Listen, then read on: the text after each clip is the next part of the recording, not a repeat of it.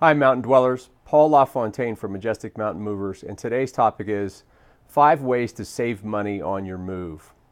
Oftentimes when people consider moving and they consider renting their own equipment, moving themselves, or using a professional mover, they're looking at specific types of pricing to drive the budget of the move and hopefully to save some money. There are certainly differences between moving yourself and using a professional mover, there's no doubt about that. But there are different things that actually can drive your budget downward and help you save money on your move.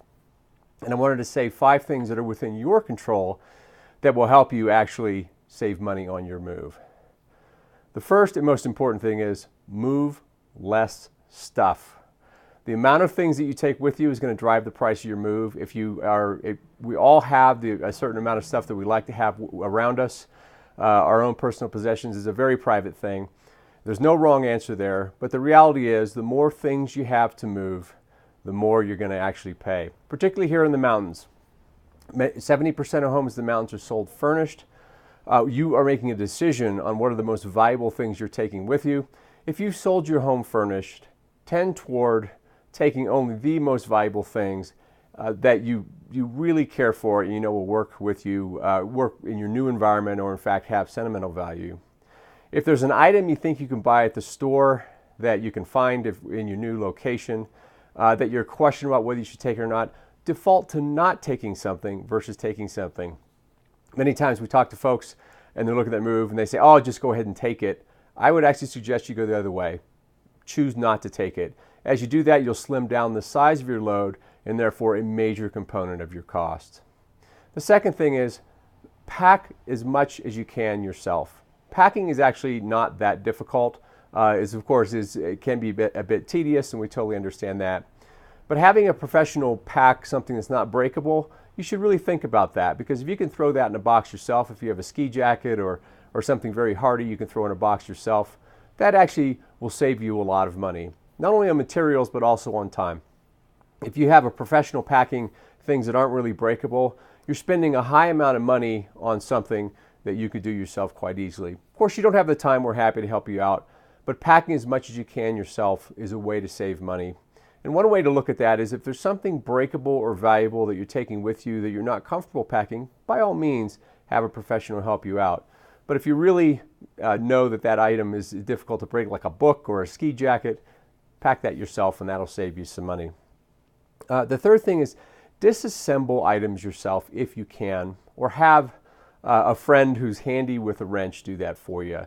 A great example of this is beds and certain types of furniture that disassembly is required. Disassembly is actually much easier than assembly, of course, and time for a mover to stop the move and to disassemble a log bed, for example, that just takes a lot of time and adds to your budget. We're happy to help you when things are difficult to disassemble, but really if you can have a friend or you yourself disassemble something yourself and just have that ready on move day, that will speed up the process and help you with your budget. Finally, the fourth item is prepare the site.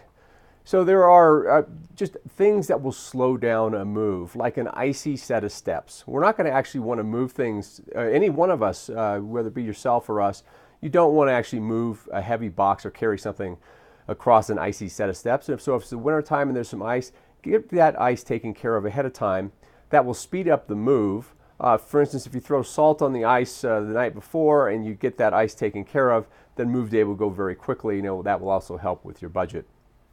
And finally, be on site. The fifth item is be on site to help make decisions. Nothing slows a move down more than confusion about what to do.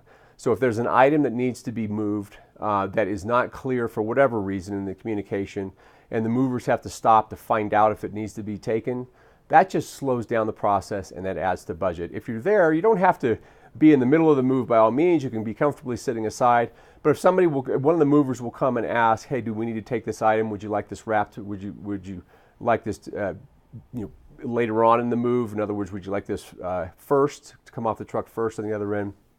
These kinds of questions will allow the movers to move quickly, to get your things loaded, and on the other end unloaded in the right spot if you're on site. If the movers show up and you go away, questions come up, it will just slow down the move, and of course that adds to budget. So these are 5 things that you can control that will actually reduce your budget and save you some money. When it comes to truck and fuel and those types of things and the mileage that you're going, you can't change that. So you're going to rent a truck, you're going to pay for gas, and you're going to move across that distance. That's not going to change. That's not controllable. What is controllable is how organized we are together, how you're able to give us information, how prepared the site is, and all those things make for a fast move, a smooth move, and one that actually allows you to save budget. That's your tip for today. 5 ways to save money on your move. Thanks so much. See you on Move Day.